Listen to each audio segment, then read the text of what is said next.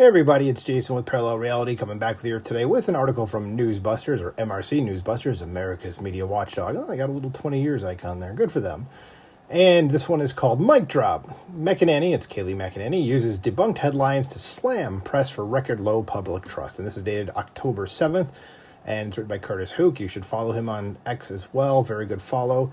And let's see. Okay, I thought that was going to be like a you need to pay for the article now. I'm like, I didn't need to before, and I've never had to. But anyway, let's go into this. I'm not going to keep worrying about something I have no control over.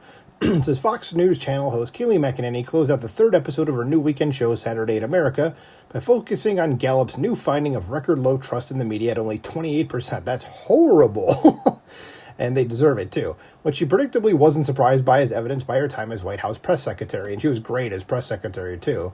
It says McEnany first took notice this was down to just 31% from last year, 40% 5 years ago, and in the 1970s, that number, listen to this, was between 68 and 72%. It says now, when you break this down by party, the numbers tell a different story. Democrats trust media by a narrow 51%. Independents trust the media, 27%. And Republicans trust a paltry 8%. Yes, I would very much be in that 8%. But to further drive this home, she chose three sets of headlines that were false narratives sown by the media during my time at the White House podium. The first concerned the Black Lives Matter riots of 2020.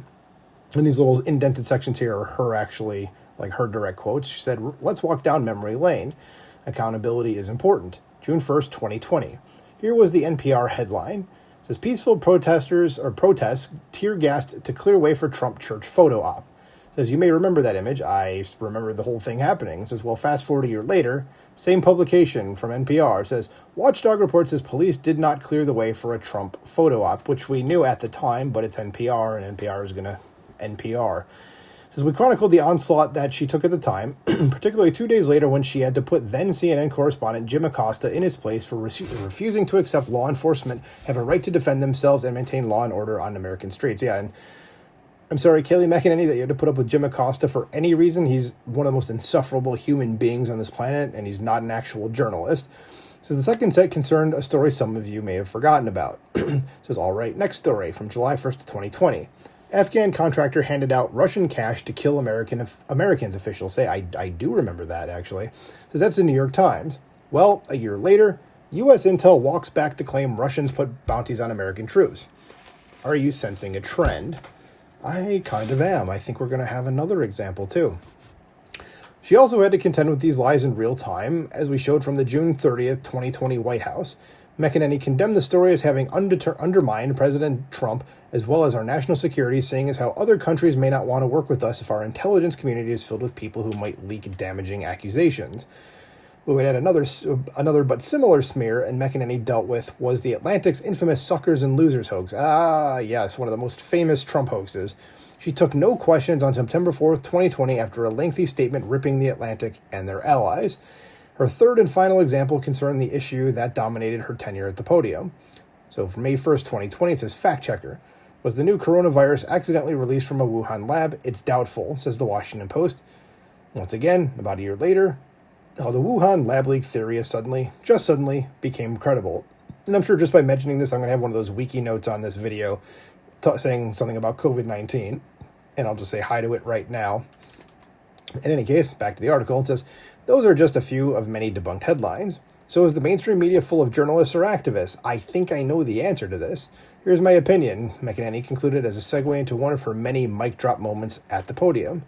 McEnany pulled on this thread after a break, closing the show alongside senior national correspondent Kevin Corke, that is the man in the video below, and sharing a story about Corke from 2020 that doubled as a window into Corke's character. And said, so when I was White House press secretary, you got reporters, and she's saying this to Kevin Corke. There's always calling, asking for things. It's their job to ask for things and information, but you called me a few times on a Friday, and I'm like, okay, what does Kevin Corke need? I like him. I want to give him whatever he needs, and you would call him. You'd just say, 30 seconds, I just want to let you know. I'm praying for you. I'm thinking about it. I've got you. And then you'd hang up. And I literally remember where I was the first time I got that call. You have no clue how much that meant to me. As to why he made those calls, Corke explained McEnany had a hard job putting herself on the line in a vulnerable spot, so he felt she needed occasional reassurance. Well, that's actually pretty nice of him. Because there's an old Bible verse that I really like. It's Matthew 7:8. You know, I use ask as my mnemonic. I use, okay, I don't know, that sentence doesn't make sense, but okay, it says, ask and you shall receive, seek and you'll find, and knock and it should be open unto you. And I use that to remind myself that every day, if we live like that, we live well. And I really felt like you were always doing that, he continued. This led into the two closing out by saying it would behoove those in the political arena to see each other as human beings created in God's image. And that's what the whole transcript of those two sections there, and then it's a donation thing and we're done. So, yeah, I mean, this is pretty incredible. I mean, this is just 3 examples of the media being retarded during the Trump term and the first Trump term. And she was great up there just having to deal with all the BS that was going on in her way, especially dealing with, like I said, someone like Jim Acosta, who's insufferable. And if you know anything about him, you will agree with me, even if you are on that side of the political spectrum. The man is just a narcissist of epic proportions. But yeah, that's what I have to say. So any other examples you want to share about the press being stupid, let me know in the comments below. Please like, share, and subscribe, and I will talk to you soon. Bye.